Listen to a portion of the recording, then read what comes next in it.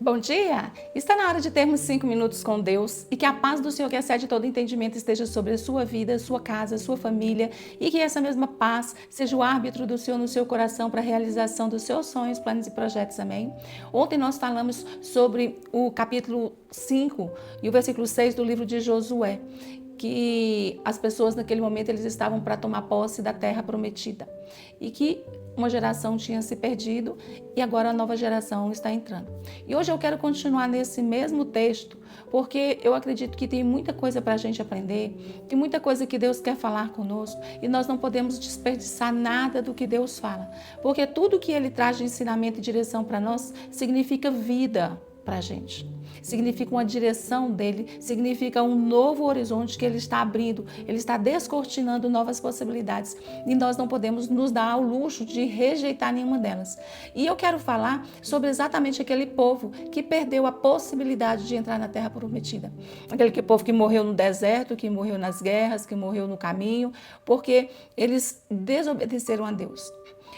E quero trazer para você alguns pontos pelos quais as bênçãos do Senhor, elas não nos alcançam. Por mais que nós corramos atrás e fazemos esforços, nós vamos, lutamos e parece que não abre o céu, a gente não consegue receber o que a gente quer e vive em frustração. Primeiro ponto é descrer. A incredulidade, ela faz com que a pessoa ela perca tudo do Senhor. E tem dois tipos de incredulidade. Tem a incredulidade em você mesmo, né? Cada um não acredita em si mesmo, como Moisés não acreditava em si, como Isaías não acreditava, como Jeremias não acreditava. Mas eles não acreditavam neles, mas eles sabiam que Deus poderia depositar algo poderoso sobre a vida deles. E assim eles fizeram algo surpreendente, cada um na sua área. Moisés libertando o povo, Jeremias e Isaías trazendo profecias ao povo, dando direção ao povo. Então, eles não acreditavam neles, mas acreditavam em Deus. Agora, quando não se acredita em Deus, então se encerra todas as portas. Quando não acredita que Deus tem a capacidade de fazer, encerra-se as oportunidades, que foi o que aconteceu com esse povo. Eles não acreditaram que Deus ia dar aquela terra para eles. Eles viram aqueles gigantes, eles viram aqueles exércitos e eles não creram em Deus. Diferente do povo que agora vai entrar, porque esse povo está crendo. O segundo ponto é desobedecer a Deus. É saber que Deus está direcionando, mas querer andar pelo próprio caminho. Não está atento à voz de Deus e ao que Deus quer.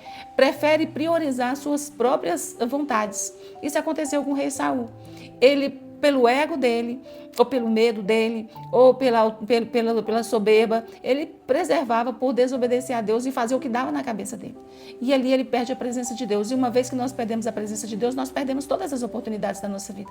Tudo se torna difícil, tudo se torna esforçado demais, mas não chega a nada de gratificante, de bênção de Deus para nós. Podemos conseguir coisas, mas é tão sufocante, é tão estressante que a gente acaba perdendo até o prazer de quando adquire.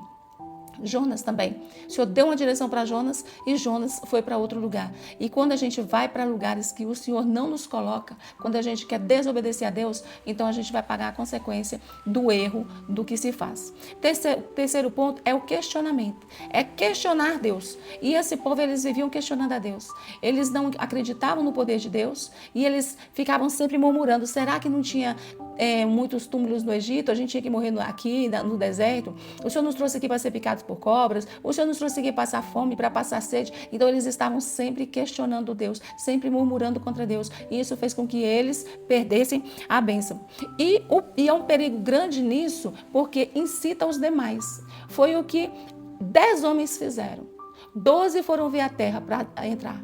2 acreditaram e 10 conseguiram contaminar toda uma geração. E todos aqueles guerreiros foram condenados por conta disso. Nós precisamos ter cuidado, porque nós podemos estar matando os nossos sonhos, porque era o desejo deles ter o canto deles, ter a terra deles, era desejo deles, eles mataram, e também mataram o sonho dos outros, que os outros também tinham o mesmo desejo. Quando nós andamos desfocados do plano e do propósito de Deus, tanto nós perdemos quanto corremos o risco de fazer com que outros percam. E é essa mensagem que eu quero deixar para você hoje, baseado no mesmo texto de ontem, mas a gente consegue ver coisas diferentes. O que o Senhor Ele quer de mim, o que Ele quer de você? Obediência e intimidade. Ele quer simplesmente um relacionamento. Porque quanto mais nós nos relacionamos com Ele, quanto mais nós buscamos andar no caminho dEle, obedecer os princípios dEle, a palavra dEle, mais Ele tem prazer em nos abençoar. Mas Ele tem prazer em nos conduzir por um lugar mais fácil. Agora, nós temos as portas para entrarmos. Qual que nós vamos entrar? Depende da força que a gente tem. Se você acha que você é muito forte, você peita a porta sozinho. Se você acha que não tem força sozinho, então você já vai se esconder, como o Senhor diz, no esconderijo do Altíssimo e à sombra do Onipotente você descansa. Amém? Essa é a minha palavra para você, que você seja sábio, que você não permita a incredulidade, a desobediência, o questionamento e não se permita ser um influenciador negativo na vida dos outros e muito menos na sua. E seja abençoado em nome de Jesus. Que Deus te abençoe, que Deus sobre ti levante o seu rosto e te dê a paz.